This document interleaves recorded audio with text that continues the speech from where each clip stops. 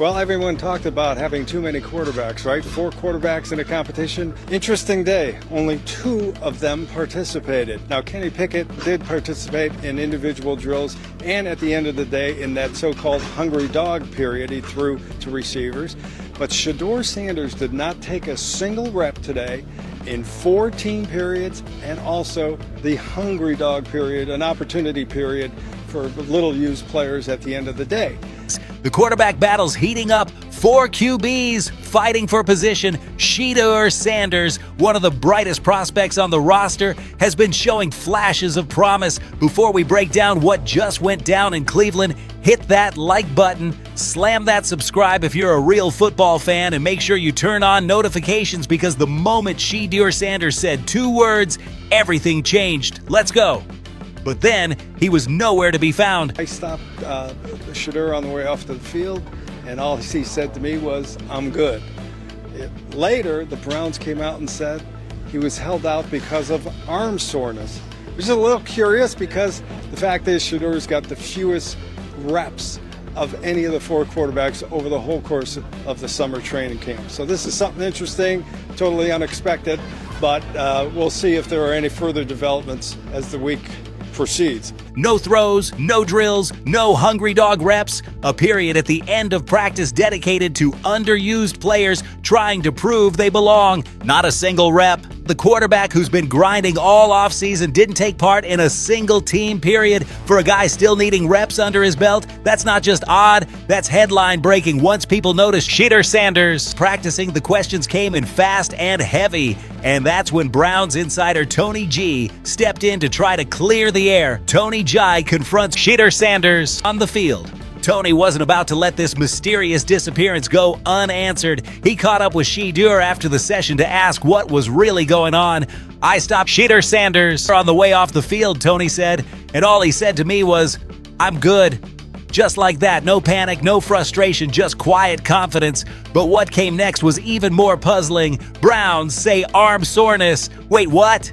A while after that brief interaction, the Browns made a very specific announcement. Shedeur Sanders was held out due to arm soreness. Now hold on, arm soreness for the quarterback who's had the fewest reps in the entire camp. Shedeur Sanders, who's been the least used of the 4 QBs, is suddenly sitting out because of arm fatigue. That doesn't add up, not even slightly.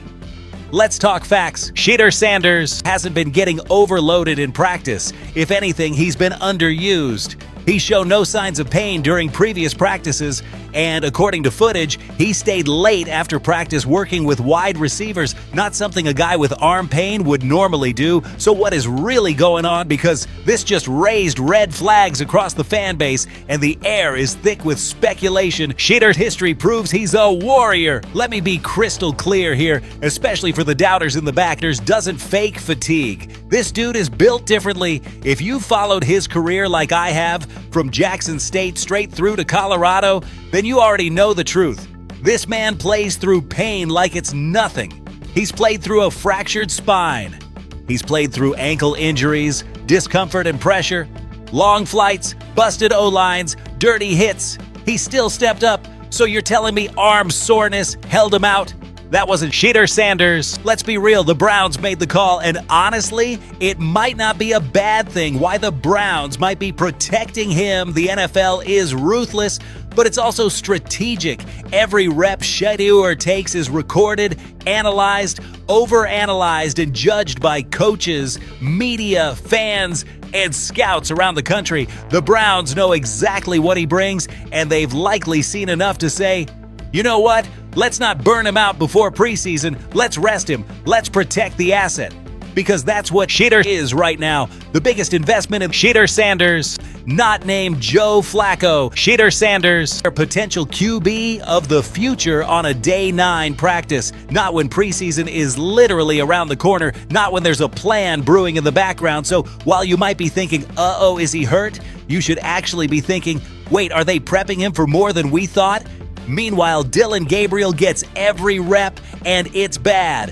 While Shedeur was on the sideline, one name took over the field, Dillon Gabriel, the undrafted QB from Oklahoma and UCF, suddenly had the practice of his career dropped into his lap. With literally zero competition on the day, it was mostly just him and veteran Joe Flacco. This was Gabriel's moment to shine, but instead, footage after footage of miscues. If this day was meant to be his audition, Gabriel left that stage empty-handed. Awkward footwork, forced throws, a freaking fumble, and just zero it factor. Let's be brutally honest. This practice exposed Dillon Gabriel. Fans react.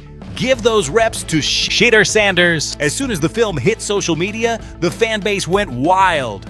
Why are we wasting reps on Gabriel? If had those reps, it would have been magic. Even 10 plays for Shedeur Sanders would have shown more than this mess. You don't have to be biased to see it, you just have to have eyes. Gabriel has had every opportunity since arriving in Cleveland to secure credibility.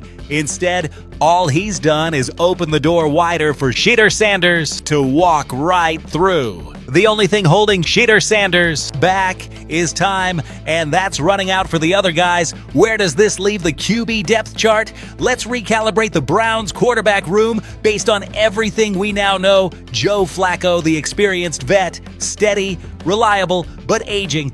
Likely the Week 1 starter, but nobody expects him to be the future. Shedeur Sanders, the rising rookie, controlled by the Browns. What timetable showed poise, power, and presence in limited reps, easily the most gifted of the younger QBs. Kenny Pickett took part in some light drills, but nowhere near a factor in today's overall scheme. Skills are there, but not threatening any depth chart right now. Dillon Gabriel got all the reps at day 9, did nothing memorable. Most believe he's a QB4 or out the door unless a miraculous turnaround happens. So the real battle, it's shaping up to be Flacco 1, Shedeur to everyone else. Wild cards or trade bait. And if you ask me, by mid-season we could see those numbers flip. So why did the Browns pull Shedeur Sanders? Let's return to the opening mystery. Shedeur Sanders, the youngest star in Cleveland's QB room, gets pulled from practice for arm soreness.